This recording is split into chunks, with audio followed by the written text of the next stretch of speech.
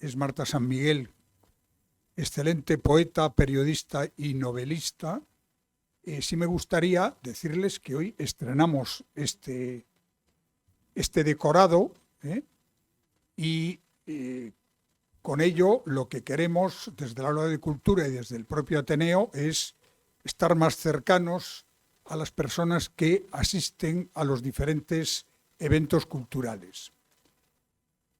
Les agradezco a todos ustedes su presencia aquí esta tarde, como también a las personas que nos están viendo por la transmisión en directo de esta presentación, tanto a través de la página web del Diario Montañés como del Ateneo de Santander.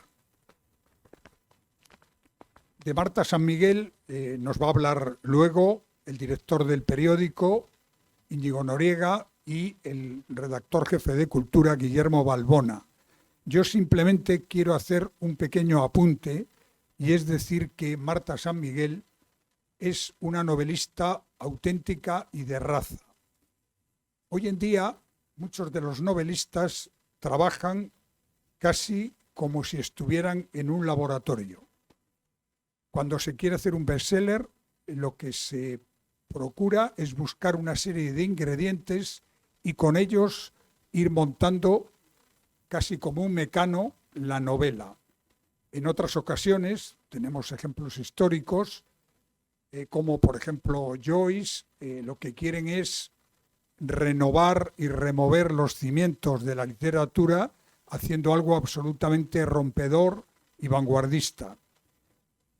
Otros hacen novela histórica, que tiene mucho éxito, y con lo que trabajan con su materia prima es la documentación sobre los personajes.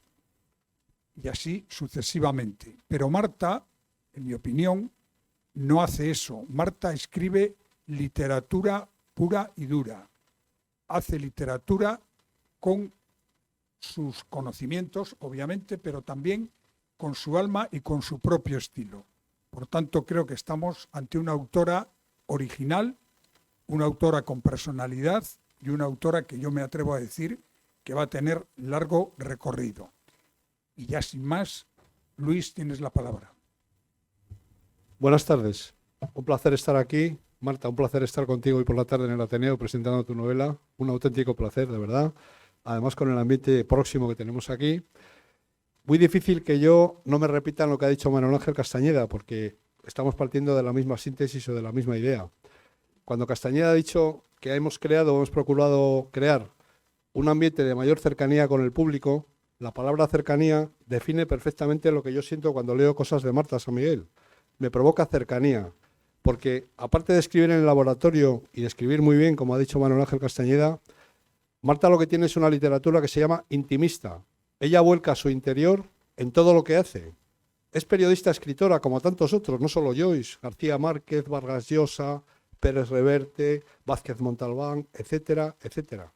Escritora y periodista. Hoy está aquí como escritora, pero es inevitable que cuando escribe como periodista salga su ADN, su gen de escritora. Yo leo con mucho interés, con mucho cariño y con muchas ganas los artículos que escribe, porque siempre me enseñan algo. Por ejemplo, si yo les contara a ustedes que he estado desayunando en una cafetería y que he visto a una señora leyendo el periódico, dirán, vaya historia más aburrida que nos está costando este hombre. ¿Qué interés tiene esa historia? Pero si la escribe Marta San Miguel sí que tiene interés. No se lo voy a leer entero, pero déjenme que destaque algunos párrafos de ese artículo al que me estoy refiriendo. En medio de tanto ruido, habla de la señora que está en la cafetería desayunando con 2 filas en la barra, la plancha chisporroteando, la televisión encendida, la gente pidiendo cafés. En medio de tanto ruido, su aislamiento tenía algo paranormal, porque al ver a la mujer ante las palabras que había tecleado el día anterior, ella era la autora del artículo, entendí que el escritor tiene el poder de esos magos que hacen desaparecer a la gente, pero la responsabilidad de volverlos a traer y hacerlos visibles. Es verdad. Los escritores, los buenos escritores como Marta y tantos otros que veo por aquí, son magos. Atraen el interés y la personalidad de aquellos que les están leyendo. Y eso es algo que lo observa quien sabe observar lo que es el caso y quien sabe expresarlo. No es igual, repito, que lo cuente yo que leer lo que escribe Marta. Esta lectora, acaba Marta, no les voy a leer el artículo entero, me demostró la profunda responsabilidad que tenemos al usar la palabra escrita, una herramienta capaz de generar un espacio de libertad para que el lector pueda aislarse y crear su propia concepción del mundo, ya sea en un café o donde usted esté ahora mismo leyendo esto. De una pequeña historia, de un pequeño relato, de un hecho cotidiano, fijaros lo que saca Marta San Miguel. El libro que va a presentar hoy es un mensaje parecido, es mensajes intimistas que parten de un hecho aparentemente inocuo, magníficamente bien escrito, con un relato muy bien narrado, muy bien enzarzado, muy bien enlazado, que estoy seguro que les va a apasionar. Con lo cual, Marta, lo único que me resta después de volverte a dar las gracias es animarte a que sigas. No dejes nunca el diario Montañés, que es la casa del talento, ni dejes nunca a tu jefe Balbona, que si no fuera por él, ¿qué sería de la cultura de Cantabria y de la cultura del diario? Es un honor tenerte entre nosotros y muchísimas gracias.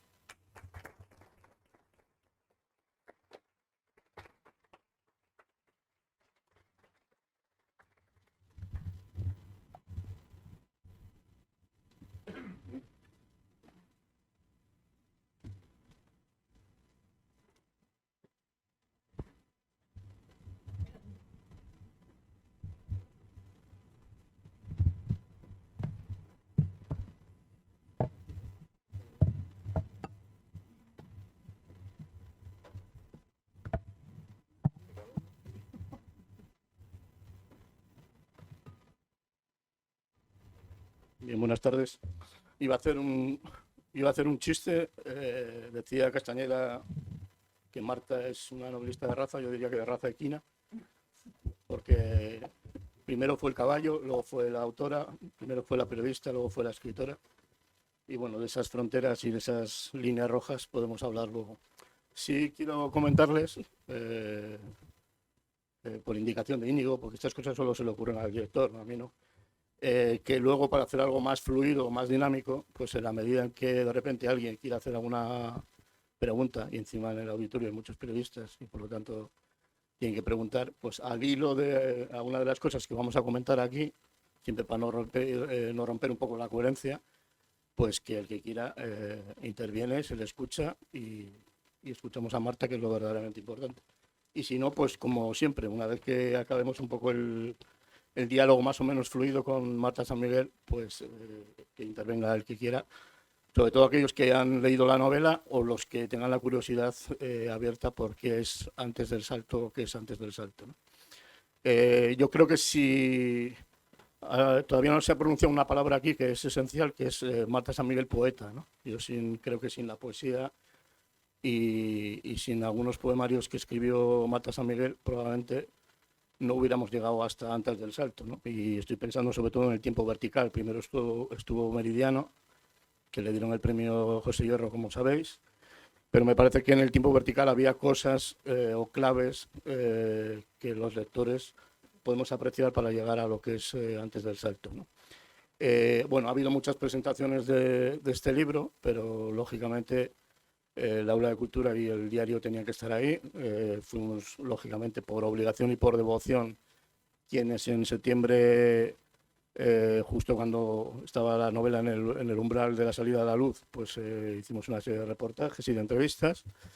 Y como sabéis, ya ha tenido un largo recorrido la novela, de muchas formas, y yo sigo a referirme porque ha sido lo más reciente y nosotros vivimos, como sabéis, desgraciadamente somos esclavos de la inmediatez. Pues hace apenas 2 o 3 días en el suplemento El Cultural, hoy en día más bien revista, aparecía un listado de los 10 mejores libros de debut, las 10 mejores óperas primas de ficción española en este año 2022 que está a punto de acabar. Y una de esas novelas, evidentemente, era Antes del salto, de Marta San Miguel. Y ahí aparecían autores pues como Virginia Feito, Araujo, Fernando Navarro, Sara Torres, Violeta Gil, que yo creo que han estado en críticas y en boca de casi todos. ¿Qué es Antes del salto? Bueno, pues es una novela de vínculos y de afectos, más que nada. Es aquello que decía, me parece que era Pablo Gargallo, el escultor, que es la presencia de la ausencia, ¿no? Es ir despojando todas las cosas que en realidad no vemos y que están ahí en la memoria y que probablemente por culpa de cómo vivimos, que más que vivir consumimos la vida, pues tenemos que recobrarlas de alguna manera. Y yo creo que Marta San Miguel ha optado por la mejor manera, que es escribir y hacer una reivindicación de la memoria y de la identidad. Solo 3 o 4 apuntes pequeños para empezar el diálogo, ¿no? Martín Caparrós, en un artículo reciente, decía que se podría decir que la literatura consiste en encontrar un modo de contar o crear un mundo con palabras. Yo creo que las dos cosas se cumplen antes del salto. Hay un salto al cine y os recomiendo una película que muchos igual ya habéis visto, está en Netflix, se llama El Prodigio, de Sebastián Leilo. Y en esa película, a modo de mantra, dijéramos, como si fuera rompiendo la cuarta pared, de vez en cuando se sentencia una frase que es algo así como somos historias, a lo que yo añadiría que somos o necesitamos que nos cuenten historias y contar historias, y eso es precisamente lo que hace Marta. Y termino con una frase de Juan Mayorga, que la dijo en el discurso reciente del Premio Princesa de Asturias, que dijo que las palabras pueden unir a un pueblo o dividirlo, declarar una guerra o detenerla. Bueno, se puede empezar por muchas vías. Íñigo, igual quieres hacer primero una presentación, escuchamos a Marta y empezamos el diálogo. De acuerdo. Bueno, ¿qué podemos añadir a lo que hayamos comentado aquí? Bueno, un asunto esencial en la literatura, más que en la literatura, en el estar en el mundo de Marta, es la escritura. La escritura en sentido genérico. La escritura como una manera de acercarse al mundo, de entender lo que pasa alrededor, de tener una posición frente a las cosas. Y esa escritura de Marta emerge de muchas formas. Emerge a través del periodismo, de muchas facetas del periodismo. Marta ha hecho de todo, ha hecho televisión, ha hecho periodismo escrito, ha hecho cosas de internet. A través de todo en general, la no ficción, ¿no? Pero también a través de otros géneros, a través de la poesía, como ha recordado Guillermo, y también a través de la ficción. Y en todos ellos, en todos esos géneros, la escritura de Marta hace una entrevista, hace un reportaje, escribe un poema, escribe un fragmento de narrativa, y en todos los sitios se traslucen un tono que en cada uno atiende a unos fines. Obviamente no es lo mismo el compromiso con la verdad de los hechos del periodismo que el compromiso con la verdad profunda de la literatura. Son dos tipos de verdades distintas, pero que pueden converger en la forma. Y en la literatura, en la escritura de Marta, convergen. Tú lees una entrevista de ella y ves cómo va fluyendo, cómo ese tono suyo va aportando datos, va creando una atmósfera a la vez que se atiene a la realidad. En la ficción hace una cosa similar, lo ha contado bien Luis Revenga antes, cómo hace de lo cotidiano literatura, de lo cotidiano hace poesía. Hace una poesía narrada, una poesía que va aportando, que va ayudándola a ella a entender lo que pasa en el mundo. Tiene una actitud, yo creo que es bastante repetida en unos escritos, obviamente en la ficción más pronunciada o en la poesía más pronunciada que en el periodismo, que es la extrañeza, ¿no? Es el mirar el mundo y querer entenderlo desde la extrañeza, desde esto que pasa, esto por qué pasa, no lo juzga, lo absorbe, lo pasa por su filtro y lo devuelve en forma de periodismo, de escritura. En todos sus escritos yo creo que eso se ve, y llevo muchos años leyendo muchas cosas de Marta y estoy convencido de ello, vamos, eso es así porque se ve.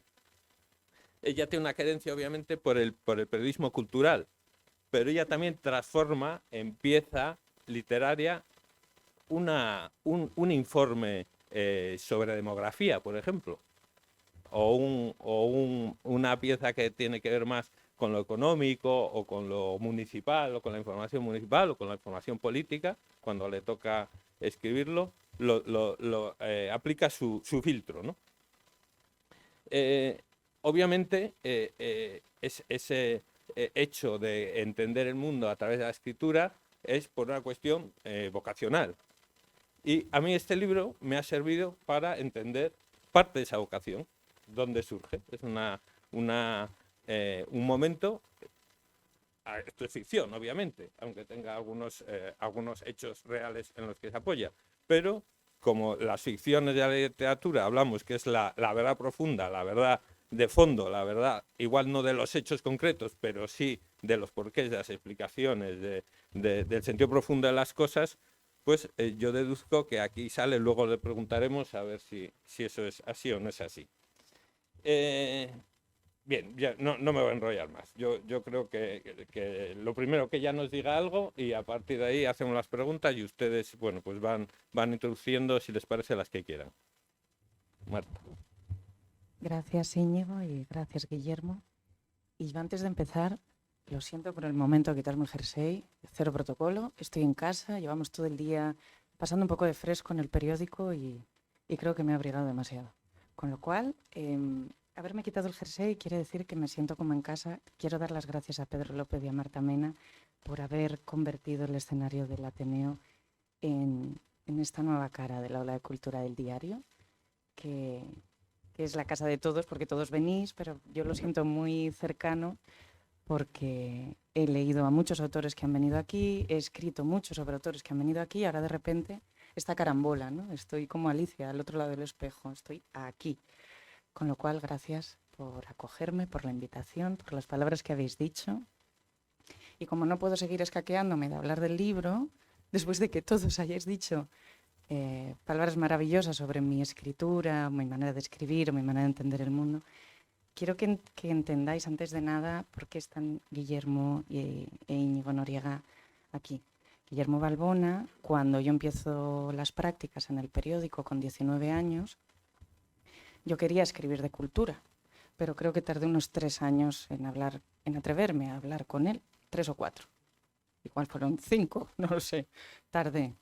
Y no fue tanto, pero bueno, más allá de la broma, en cuanto empecé a hablar con él, él vio algo y siempre estuvo detrás de mí, proponiéndome lecturas, dándome libros, proponiéndome reportajes. Yo estaba por la tele, era muy gracioso porque salía del otro lado de la puerta cuando estábamos todavía en la Albericia, pintada, valga la redundancia, como una puerta de presentar el informativo, iba tic, tic, tic, y me sentaba a su lado. ¿Puedo hacer algo? A las 9 de la noche.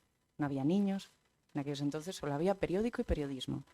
Con lo cual, no es tanto mi jefe, que lo es, no es solo mi amigo, que lo es, ha cuidado de que no dejara de lado esa pulsión que acaba de definir Íñigo. Ha cuidado con cada lectura, con cada libro que de repente llegaba por la mañana bramando, porque los lunes por la mañana uno tiene que llegar así a cualquier sitio, y de repente, ¡pum!, me encontraba un libro. Y no era aquello de, mira lo que me... No, era, léelo, punto. Y hay imperativos a los que no hay que hacer. Con lo cual, estar aquí con la primera novela, pues para mí es un honor y una satisfacción, pero espero que también lo tomes tú así, porque tienes mucha culpa. Así que, gracias. Y Íñigo Noriega es mi director, ya lo sabéis todos, pero ahora Íñigo era un señor que trabajó con Delibes. Y cuando a mí me dicen que Íñigo, que era el redactor jefe de Cultura, luego subdirector, que ha tenido 1000 cargos en Vocento, sí, pero trabajó con Delibes, con Íñigo tardé menos en hablar. Obviamente era mi director y ya era un poco más mayor, con lo cual ya podía hablar contigo tranquilamente. Pero esperé a una cena de Navidad para decirle, por favor, Íñigo, ¿me cuentas cómo fue trabajar con Delibes? Con lo cual, que alguien de su perfil esté aquí hoy conmigo, pues antes de empezar quería dar un poco ese contexto, ¿no? ¿Por qué? Porque lo primero que hace cuando llega al Diario Montañés es ponerme a escribir. Con lo cual te lo agradezco mucho y seguiré haciéndolo.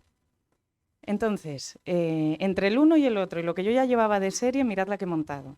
Que tenemos una novela que sale en una editorial maravillosa, como es Libros del Asteroide, que cuando me dijeron que me fichaban, yo creo que he tardado 1 año en asumirlo y sigo sin asumirlo. Y de repente, aquí estoy hablando de un caballo cuando antes, yo cuando era pequeña, me costaba muchísimo hablar de un caballo y del mío todavía más. Antes Íñigo ha dado la clave. Efectivamente es una historia de ficción, pero está basada en hechos reales. Y utilizo este término porque sé que a Guillermo le encanta todo lo cinematográfico. Digamos que la historia tiene la concepción clásica de la novela, que es el viaje del héroe. El héroe se transforma con la experiencia y vuelve al punto de origen. ¿Qué sucede? Que yo le presto todo este escenario real a la protagonista. Y le presto vivencias, le presto miradas y sobre todo le presto asombros, que es lo que has dicho tú. Entre medias, ¿qué tengo que hacer? Pues me doy cuenta de que la realidad, yo estoy acostumbrada a escribir sobre lo real y sobre los datos, e intento hacerlo de la mejor y más bella manera posible. ¿Qué sucede con la ficción? Que me doy cuenta de que eso no es suficiente, y me doy cuenta de que de repente tengo que empezar a tergiversar la realidad, y me doy cuenta de que la periodista que soy no me está dejando, hasta que le mandé con perdón a la mierda y le dije, déjame un rato tranquila. Y ahí es cuando rompo esa cuarta pared y empiezan a salir los capítulos que aquellos que hayáis leído la novela habréis visto que son pequeñas entradas que se van sucediendo sin un aparente orden lógico, hasta que a medida que vas leyendo todo el libro empieza a cobrar sentido, ¿no? Yo lo comparo con constelaciones. Un montón de estrellitas que tú estás mirando y dices, estrellas, pues de repente te alejas un poquitín y a medida que empiezas a ver más, dices, ahí está, el carro. Pues lo mismo sucede con el libro. A medida que vas avanzando te das cuenta de cuál es el dibujo que yo he ido haciendo. Y para eso me he basado en vivencias y hechos reales y a la vez he jugueteado con la ficción y creo que es un terreno en el que me gustaría seguir adentrándome en las siguientes incursiones o los siguientes saltos o ya no sé cómo llamarlo, lo que haga después. Bueno, pues gracias, Marta. En una especie de making of o de pequeño escrito que haces recientemente en el suplemento Abril, que era como una especie de vengo a hablar de mi libro, ¿no? Que es más o menos la sección o la invitación que se hace.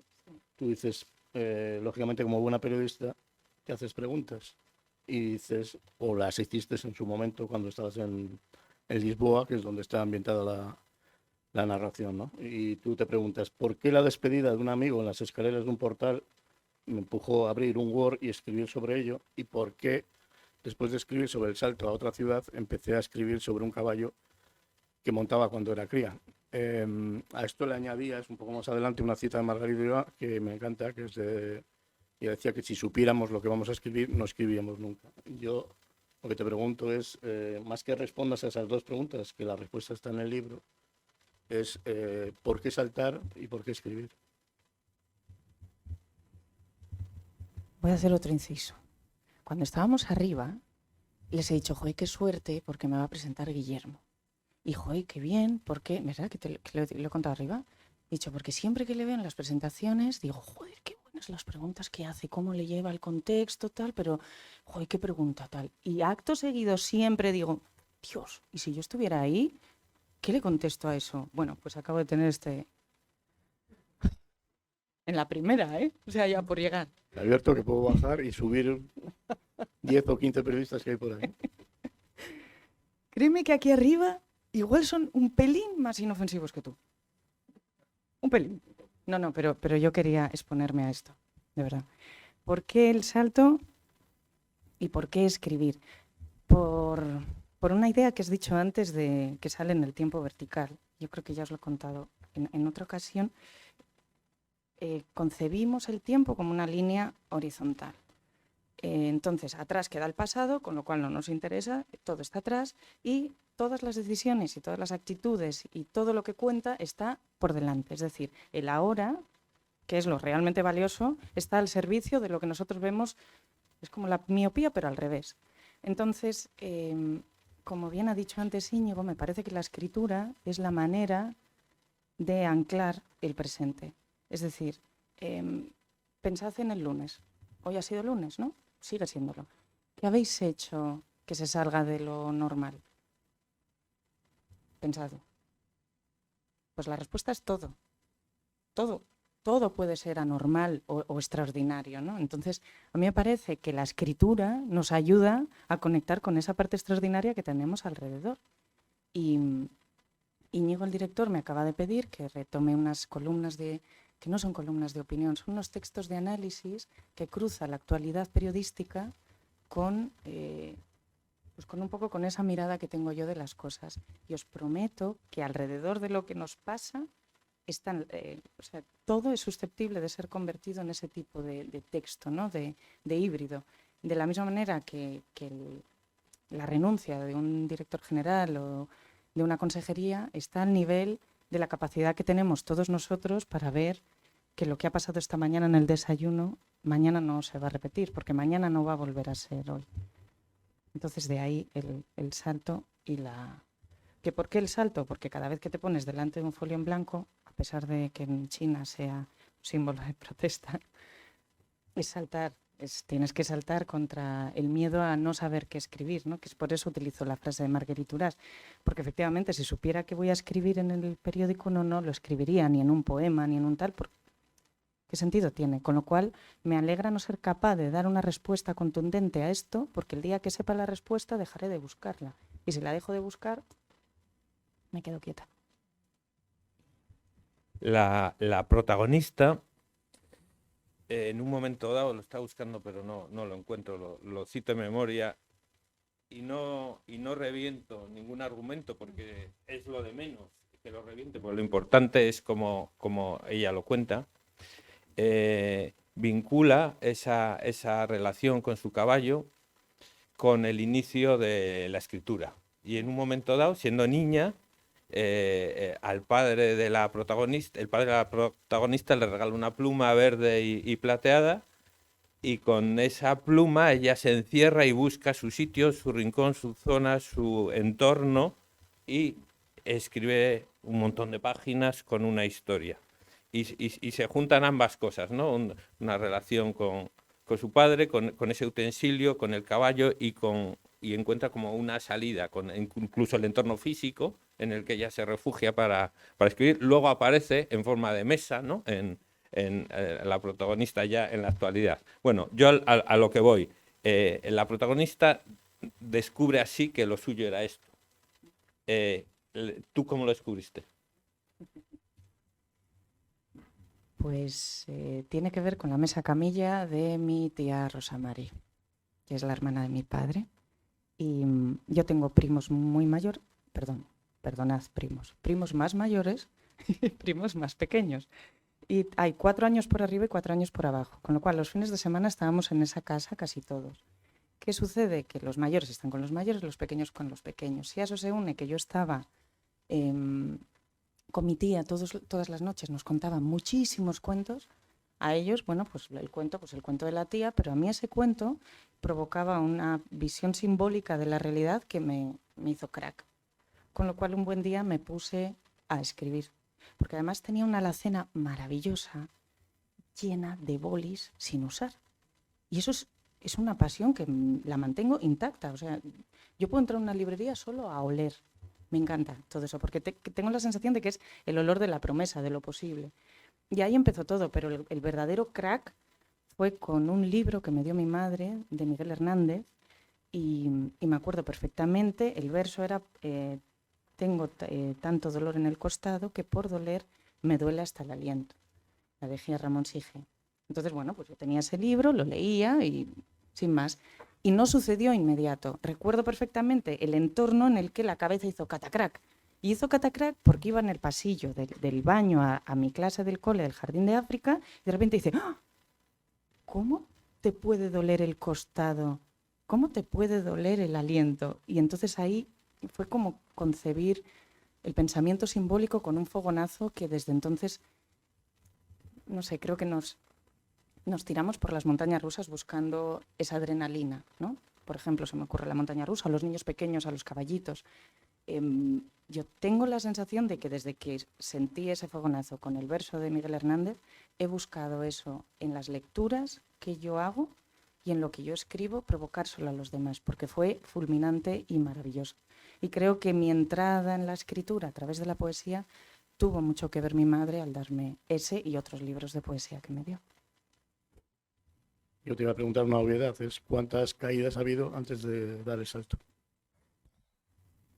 Claro, aquí te tendría que responder yo, define caída.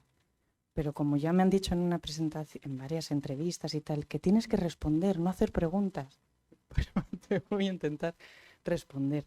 Es algo de lo que hablo en el libro, que voy a citar Alta Cultura, como es Batman, la película de Christopher Nolan, en la cual el papá de Batman le dice, muy, muy paternalista, ¿para qué nos caemos, Bruce? Y claro, el niño le mira así como diciendo, dame la llave para yo ser un hombre de mundo y triunfar y aprender a vivir. Y el padre le dice a continuación, para volver a levantarnos.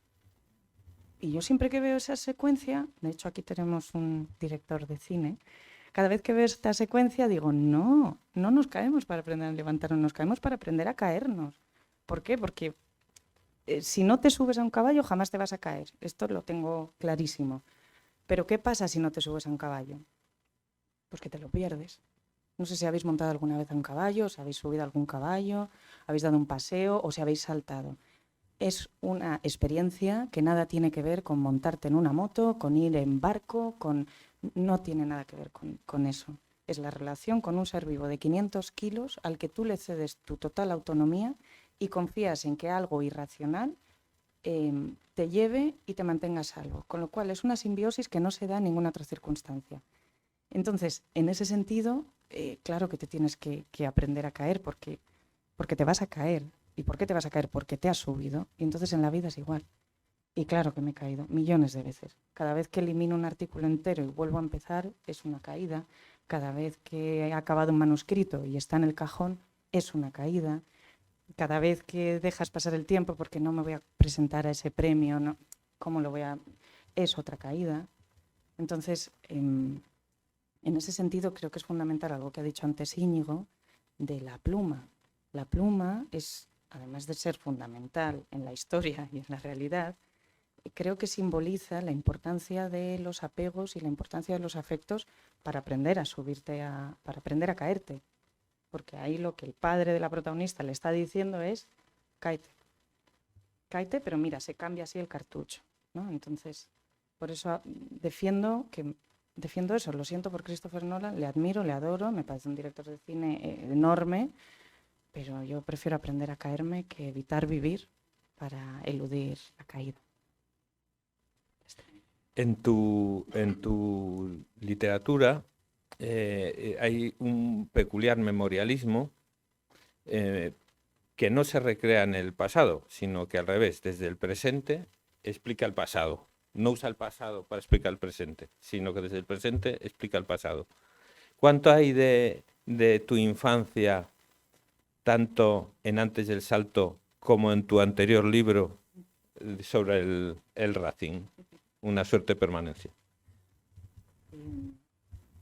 Está todo, como está en los artículos. Es decir, yo escribo con la educación cultural y emocional que he recibido en mi entorno familiar, en mi entorno de amistades, en mi colegio, en la redacción del periódico. Creo que no habría llegado a escribir como escribo si no hubiera estado rodeada de los estímulos que me rodearon. Y digo estímulos musicales, escénicos, gastronómicos, todo influye, ¿no? Entonces, ¿en qué momento puedes, es una pregunta que muchas veces me hago, ¿en qué momento pones la barrera y dices, esto me lo quedo yo, esto es mío y esto lo puedo compartir porque creo que está hablando de una experiencia que va más allá de lo particular? Todo depende de cómo lo cuentes.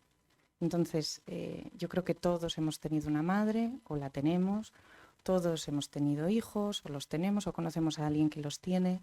Entonces, mi aprendizaje se basa en lo que me ha rodeado. Entonces, incluso cuando estoy hablando o haciendo una entrevista al consejero de Sanidad, hay una mirada sobre la noción de la sanidad que yo he visto en mi casa. Entonces, todos esos valores forman parte de mí, tanto a la hora de abordar una escritura de ficción, un poema o un cuestionario para un cargo. Con lo cual, creo que si se hace desde el respeto y siempre pidiendo permiso cuando algo roza lo, creo que nadie puede desprenderse de lo que ha vivido y de su memoria a la hora de escribir o de crear, porque forma parte de uno mismo. Y si es honesto lo que estás escribiendo, sale lo que eres. Bueno, yo creo que lo del consejero de Sanidad era más para una novela de terror, pero bueno. tenía aquí un pequeño texto que enseguida vas a reconocer, solamente voy a leer unas líneas. Dice, este oficio es un amo capaz de azotarnos hasta hacernos sangrar, un amo que grita y condena. Nosotros debemos tragar saliva y lágrimas, apretar los dientes, sacar la sangre de nuestras heridas y servirlo, etcétera, etcétera, etcétera.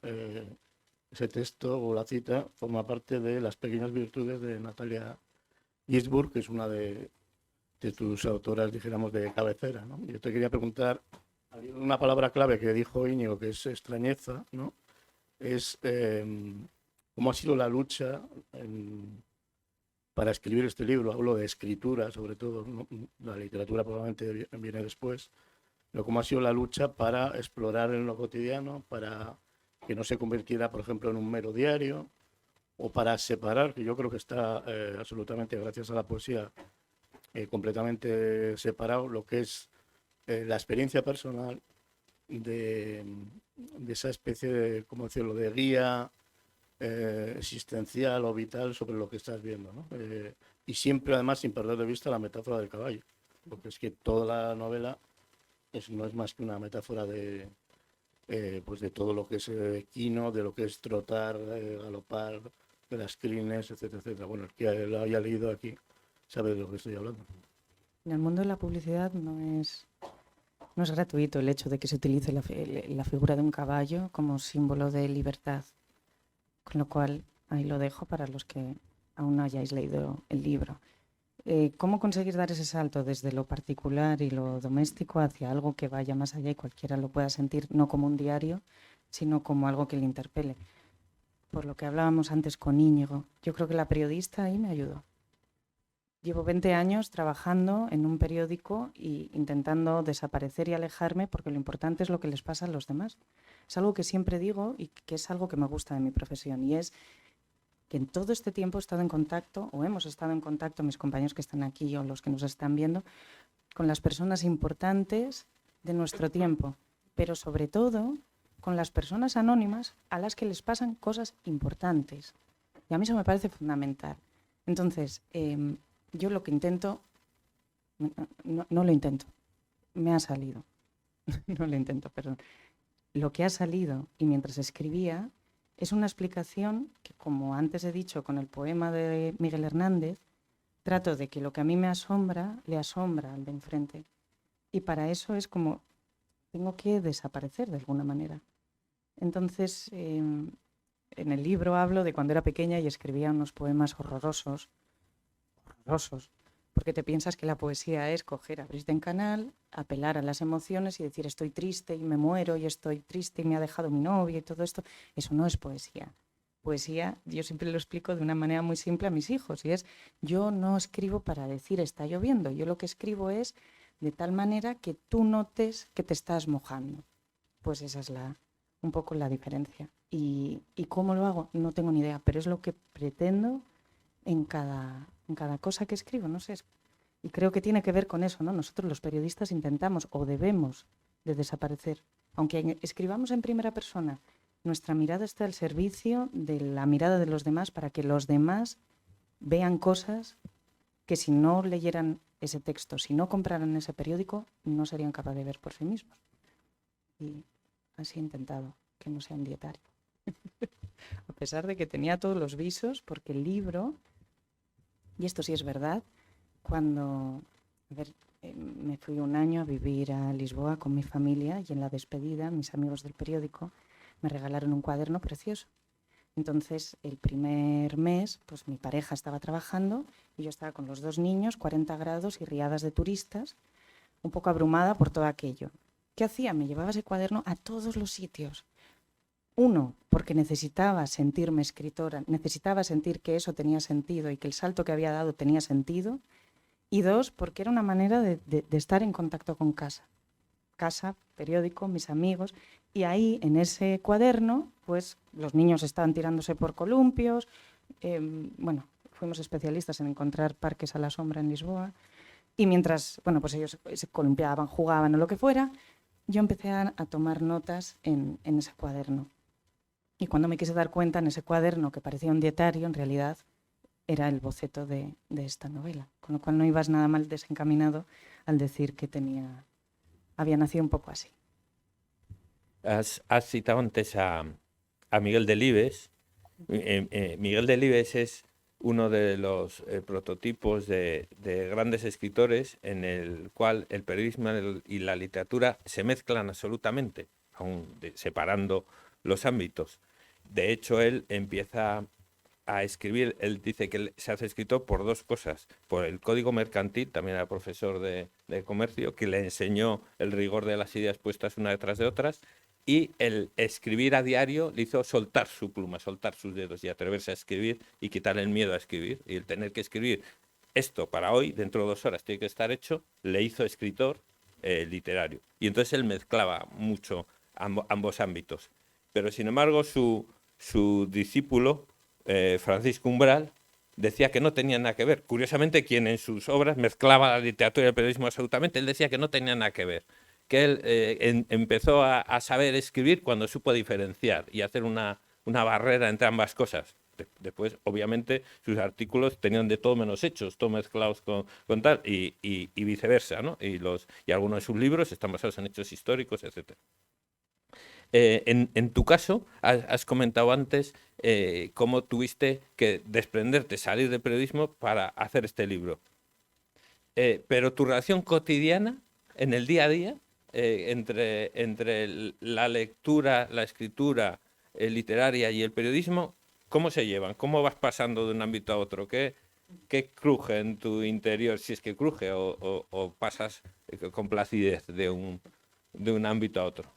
Mira, me estoy leyendo un libro que se llama El poder de las palabras, de un neurocientífico que dice que somos anfibios. Es decir, los anfibios son capaces de pasar del agua a la tierra así y sin ningún tipo de problema.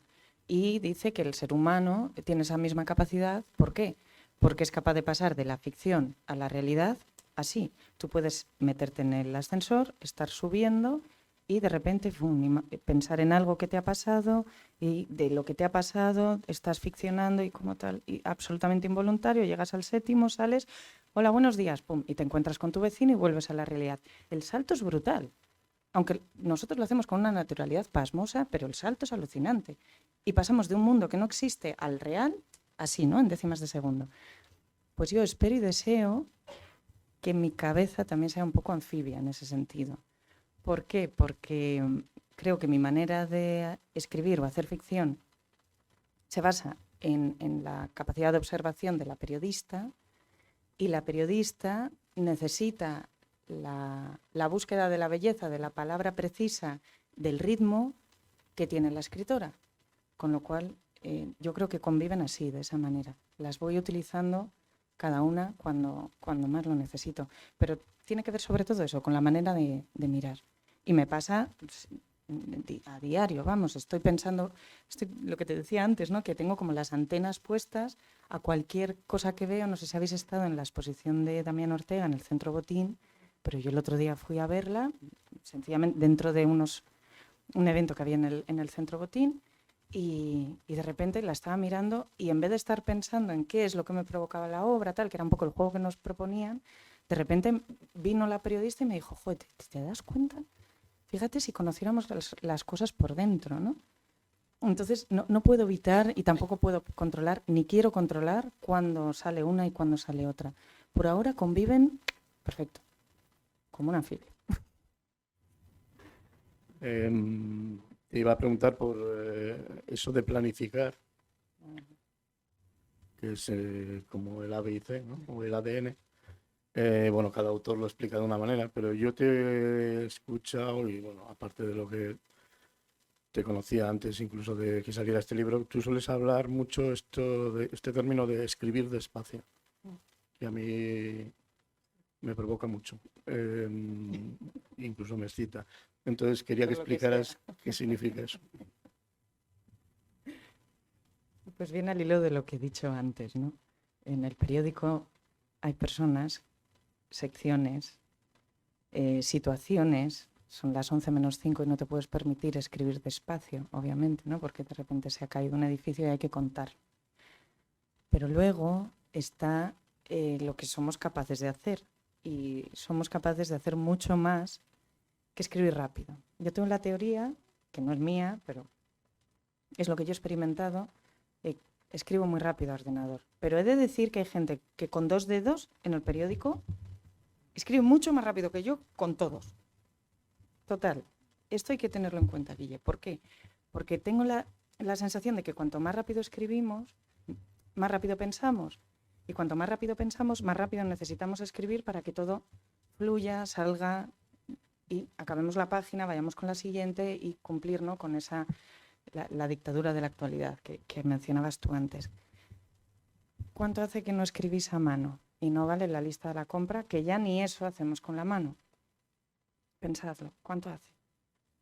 Nosotros en las ruedas de prensa escribimos mucho con la mano, pero no es lo mismo porque estamos ejerciendo de medium unos con otros.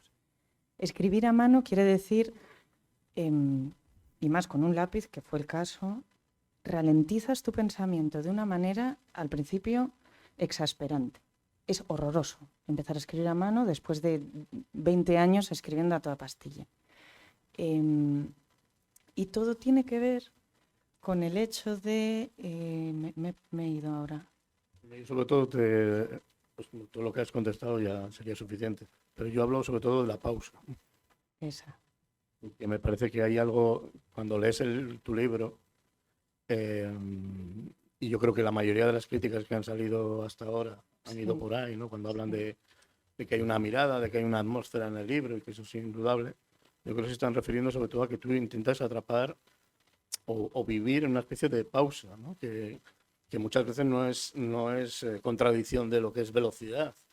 De la misma manera que pueden convivir inmediatez y reflexión, ¿no? O por lo menos en nuestro oficio tratamos de eso, ¿no?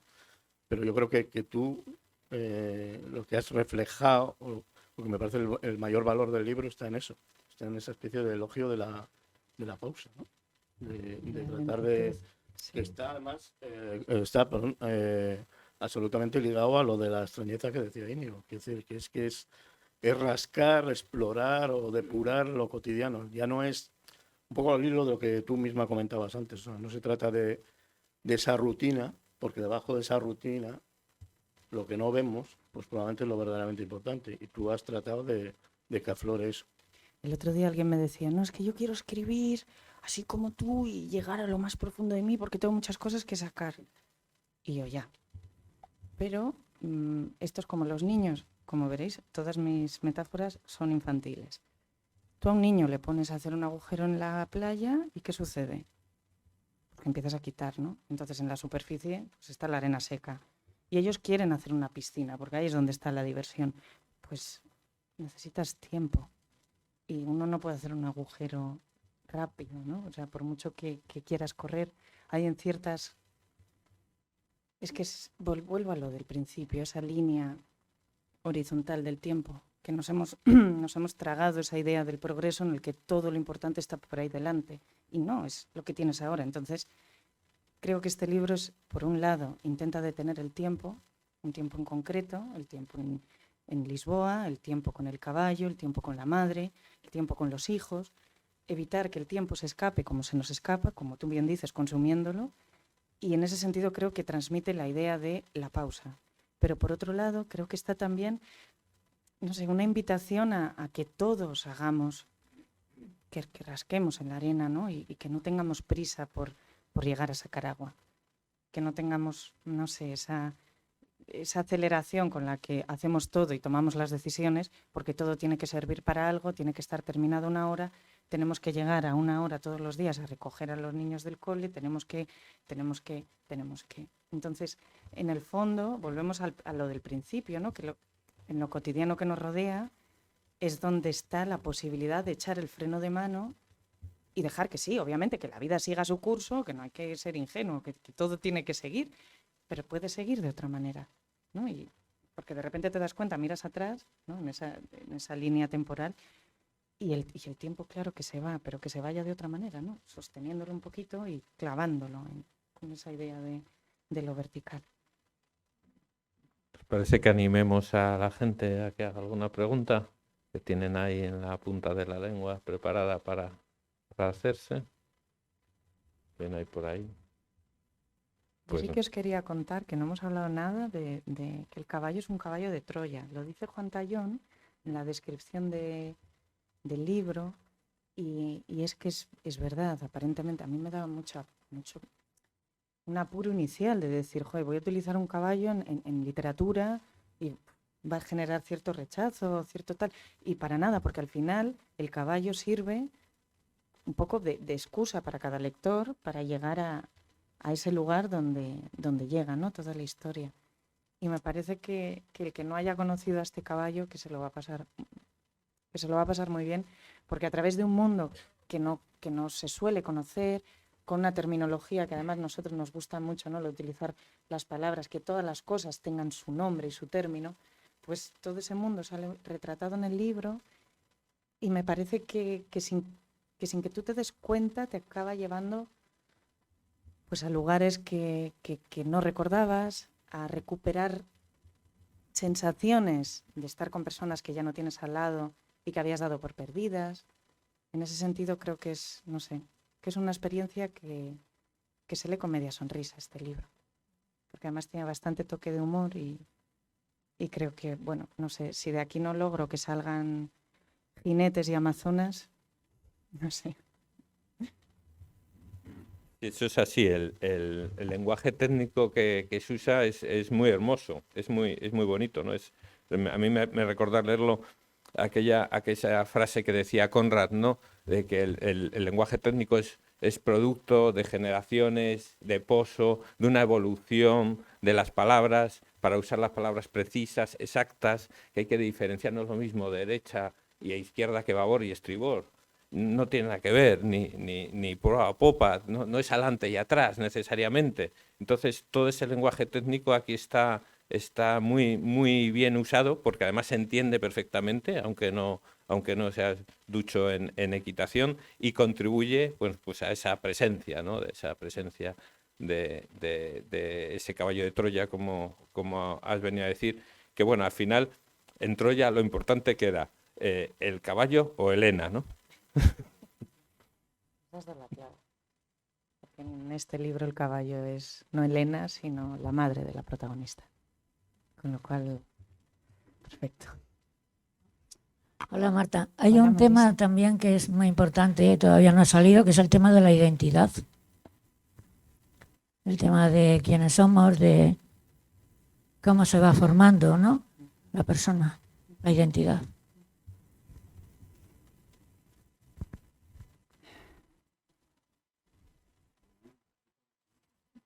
Marisa.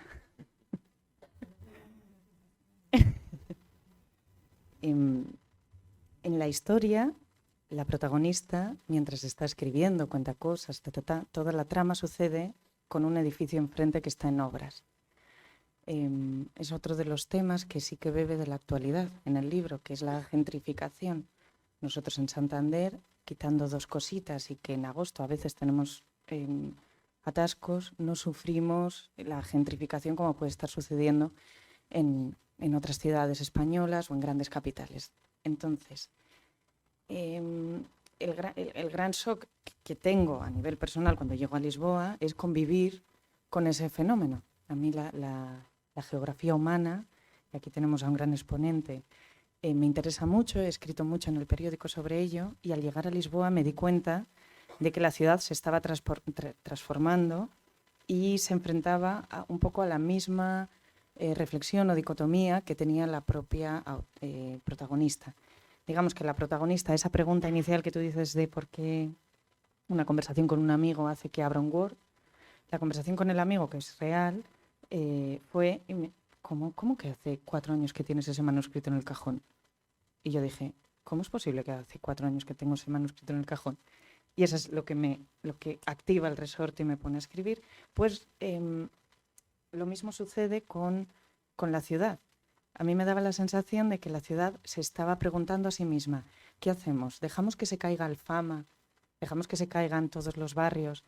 Porque Portugal o o la gente que vive en esos barrios no tiene fondos suficientes para recuperarlo, o permitimos que todo el fenómeno de la gentrificación entre, que los grandes capitales extranjeros entren y recuperen esos edificios que son deslumbrantes y maravillosos, los mires por donde los mires, y los arreglen y pervivan para futuras generaciones a costa de dejar de ser lo que son. Entonces, a mí me resultaba fascinante esa dicotomía, porque no tenía una respuesta, porque yo era parte de esa gentrificación y porque veía cómo el edificio de enfrente, que estaba deshabitado, que no abandonado, era bellísimo, con estas, los azulejos, con todas las grecas, los balcones, con unas balustradas precioso, pero abandonado. Y olía a madera podrida, y cuando pasabas al lado veías que estaban todas las gaviotas, y sucio y feo. Y lo cubrieron con un andamio y vi cómo el capital extranjero iba a arreglar ese edificio. Entonces, yo decía, ¿cuál es el progreso correcto? ¿No? Y en la protagonista del libro se pregunta, ¿cuál es el progreso correcto? ¿Dejarse atrás? ¿Dejar atrás lo que te hace ser quien eres? ¿Dejar atrás lo que te configura como persona, los afectos que te han definido? Todo porque tienes una serie de obligaciones que has ido adquiriendo a lo largo de esos saltos que has ido dando, o seguir ahí atrás, ¿no? ¿Dónde está el equilibrio? Entonces, a medida que pasan los capítulos, yo voy contando cómo van arreglando el edificio de enfrente.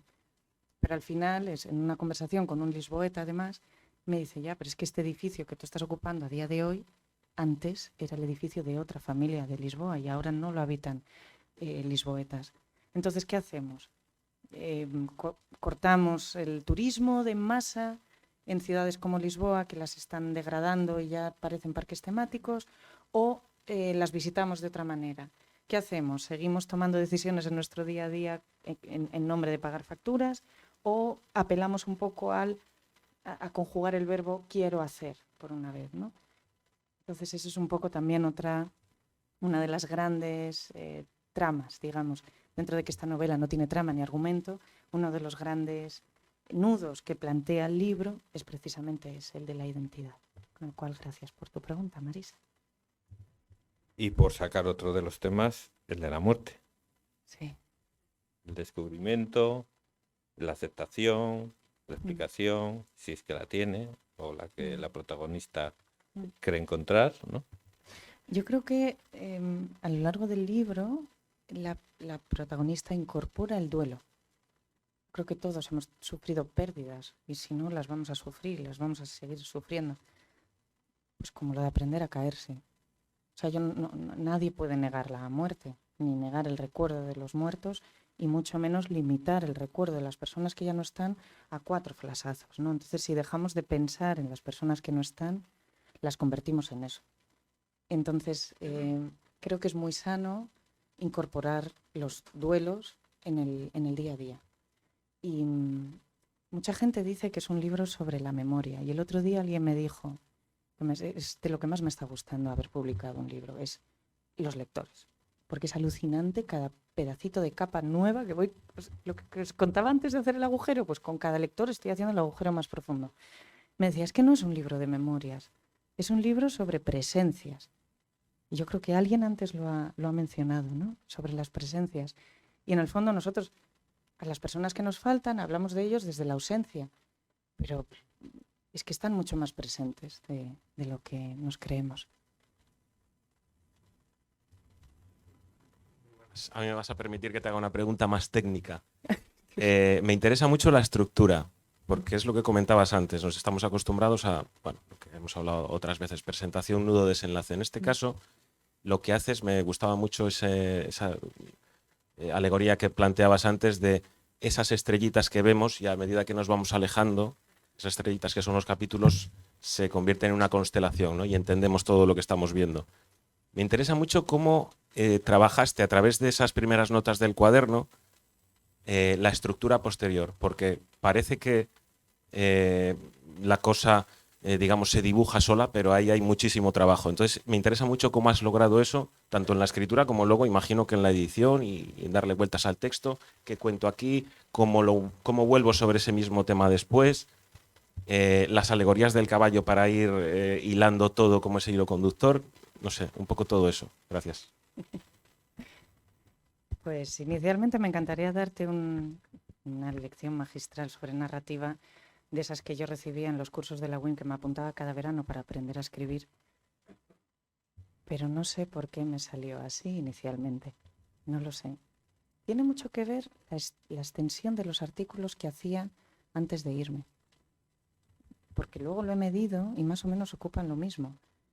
Pero tiene que ver también con algo que leí de Olga, no soy capaz de decir su apellido, en el libro Los Errantes, fue premio Nobel en el 19. Olga no puedo.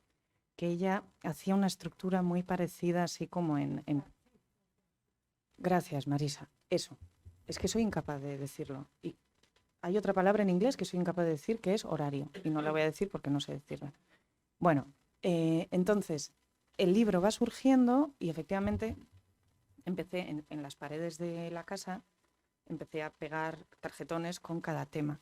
Pero más o menos la estructura del libro que tienes en la mano es casi similar a la que sale de forma casi no involuntaria, sino hay una especie de como de intuición. Y en el fondo son dos cosas, flasazos de aprendizajes de mi madre que estaban ahí y que yo no era consciente y pum, pum, iban saliendo, y indefectiblemente después de recuperar eso, yo alucinaba, yo decía, ¿cómo me había olvidado de eso? No nos olvidamos de las cosas, lo que pasa es que no dedicamos tiempo a esas capas. Entonces fue saliendo y era alucinante, porque cada vez que escribía de algo de ella, ¡pum!, me volvía a subir al caballo y recordaba cosas como meterme en el río a nadar con un caballo, o cómo es saltar, o cómo es hacer unas crines, y estaba una cosa unida con la otra, y de repente me di cuenta de que el hilo narrativo era como eso, el paso del caballo. Cuando ya tuve todo el manuscrito, lo que sí que hice fue empezar a cortar,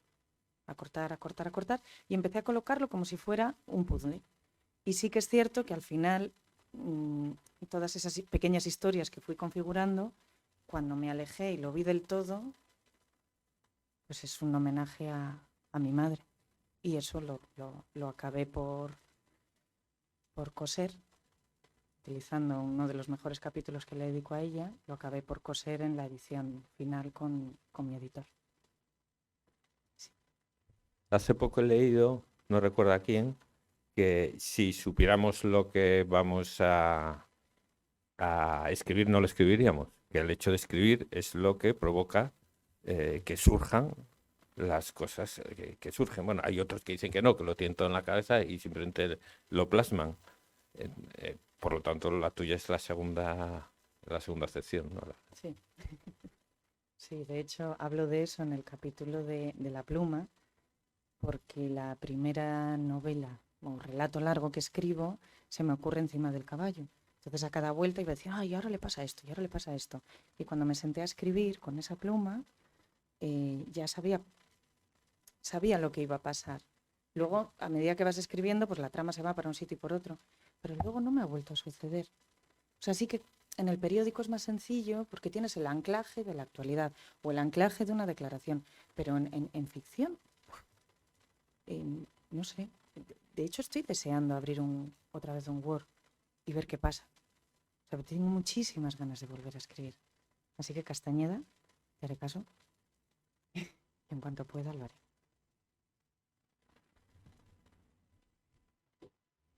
Más cosas. Yo te pregunté en la primera entrevista una pregunta que podría parecer que en estos tantos años se la había hecho a mucha gente, pero no la suelo hacer porque creo que está más aferrada al tipo de estilo o de concepción de la literatura y sobre todo de la escritura, ¿no? Y además, en el caso de Antes del salto, más propicia por el tema de las metáforas o las alegorías, como decía José Carlos, ¿no? Y es si es posible domar y domesticar las palabras, o son ellas las que te van domando a ti la escritura, la forma, la arquitectura del libro o la estructura, como decía José Carlos. Y yo, por cierto, como lector, creo que el libro no tiene estructura. O sea, en la no estructura, como cuando se habla de los no lugares, yo creo que es donde está la parte de la magia del libro, que es un poco lo que decíamos antes, ¿no? Las oquedades, los vacíos y cómo los vas llenando tú, esa es la verdadera estructura, que es memoria y que es identidad, como decía antes Marisa. ¿Os acordáis al principio, no? Lo que os he dicho de las preguntas de Guillermo. Pues yo creo que esta, para poner Si no ha hecho una pregunta, ha hecho un discurso, ¿no? para poner el punto final, puede ser perfecta. Lo de domar las palabras. Si tú vienes a mi mesa en el periódico, tengo abierto siempre el diccionario de la RAE en la pestañita y el diccionario de sinónimos. Ese es mi gran conocimiento de informática, de ahí no salgo, ahí me quedo.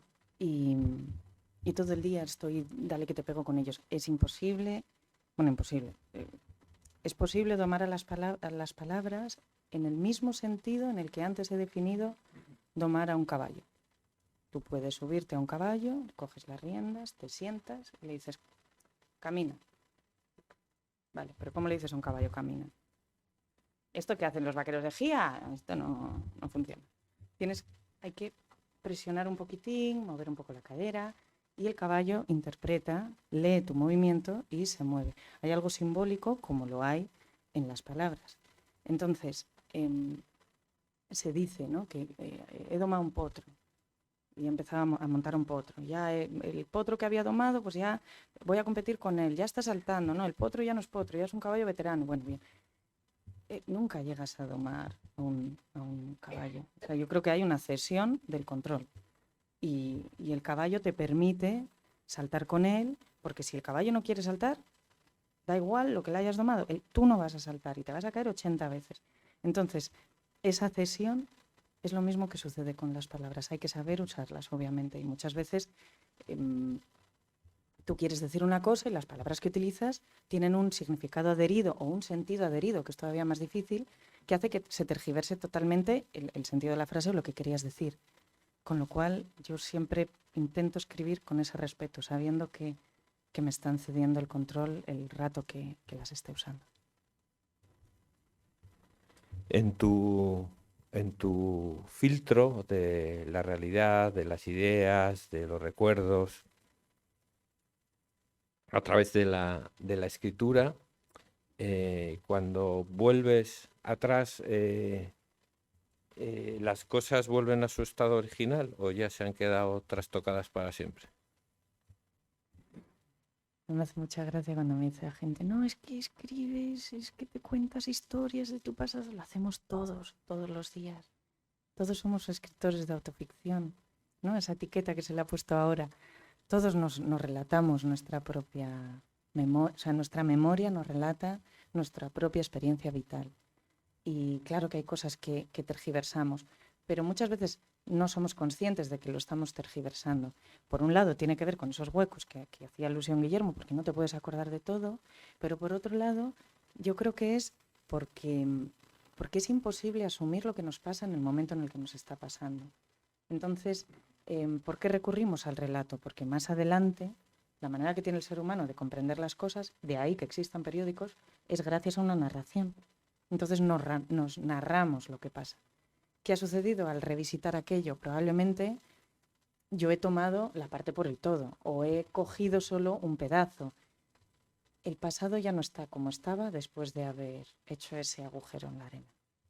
Respondiendo a tu pregunta. Tío. Opa. Buenas tardes. Hola, Domingo.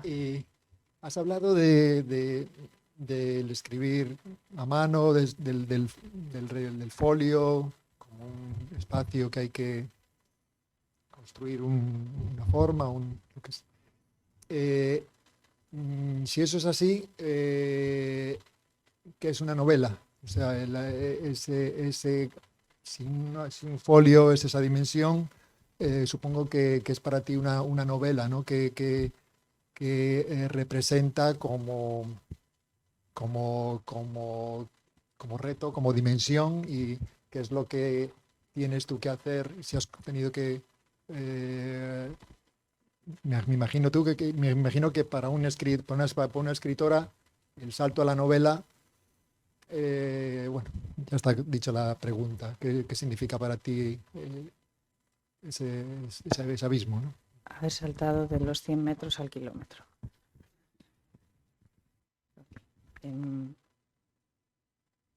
Mira, hay una cosa genial de cuando estaba en Cultura, las doble páginas del Sotileza tenían unas 1500 palabras y tardaba en escribirlas lo que dura un concierto para piano. Entonces yo decía, me pongo a escribir, me ponía los cascos y decía, ahí os quedáis. Le daba el play y lo hacía tantas veces, tan a menudo, que ya había interiorizado lo que tardaba. Lo mismo me ha sucedido con las columnas que me encargó Íñigo, lo mismo me sucede con una entrevista a una página, ya tengo interiorizado lo que tiene que durar la entrevista, el número de preguntas y demás. ¿Qué ha sucedido con la novela? Que yo no estaba escribiendo una novela. Yo no sabía que estaba escribiendo, no había una pretensión, no había una estructura previa, entonces se fue construyendo sobre la marcha. Y ha sido la primera vez en la que he dicho, voy a dejarle ir. Y lo mismo, vuelvo a utilizar una metáfora con el caballo. Tú con un caballo, si vas galopando y tienes el salto ahí,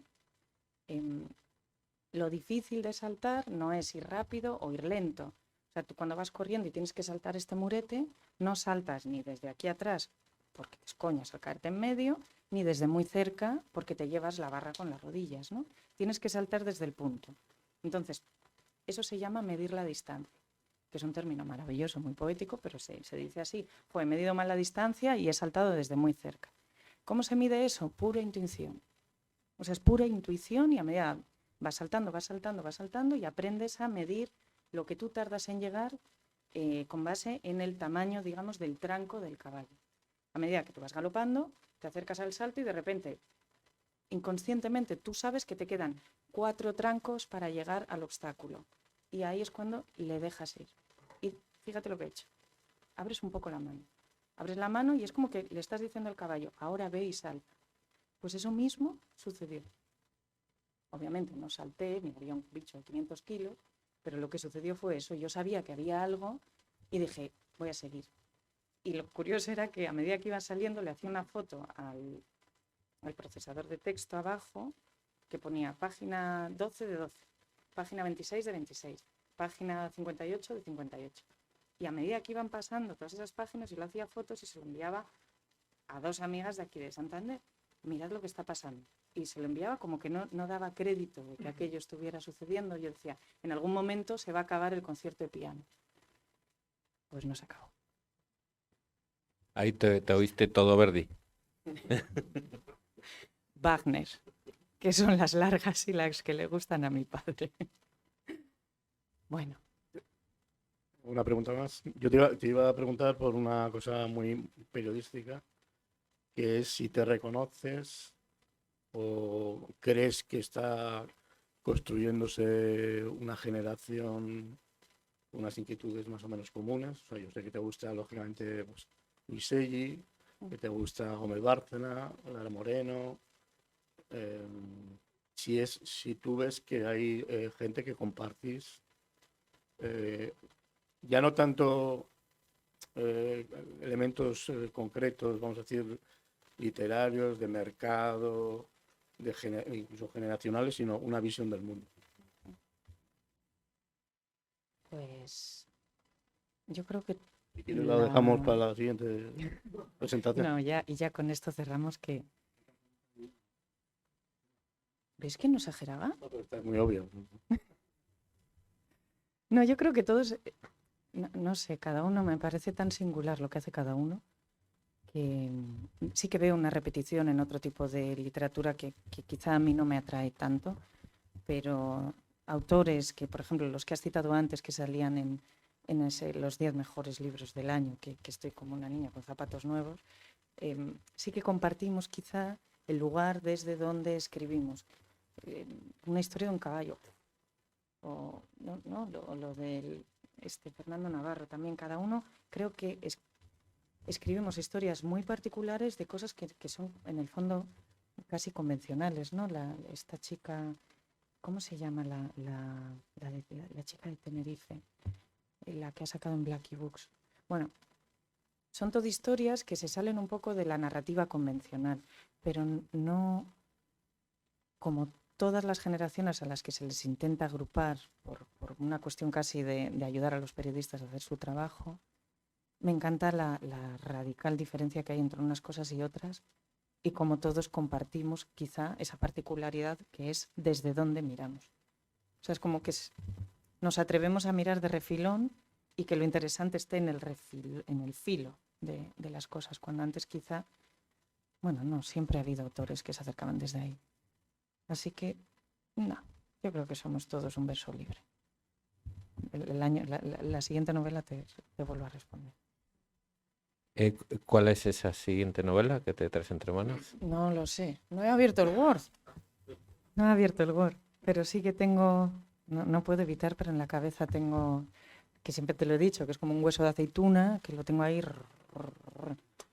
Y el día que el hueso de aceituna no sea hueso, sino semilla, pues empezará a crecer y a salir y a ocupar todo el espacio de mi cabeza.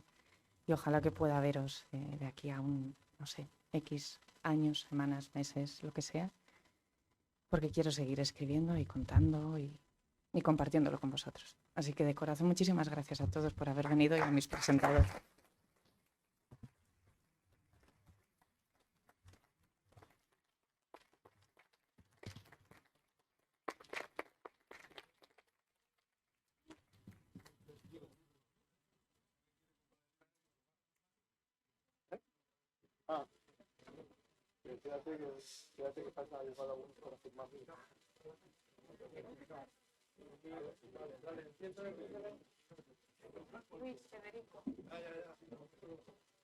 Y por favor, quienes quieran, ahora la autora va a firmar ejemplares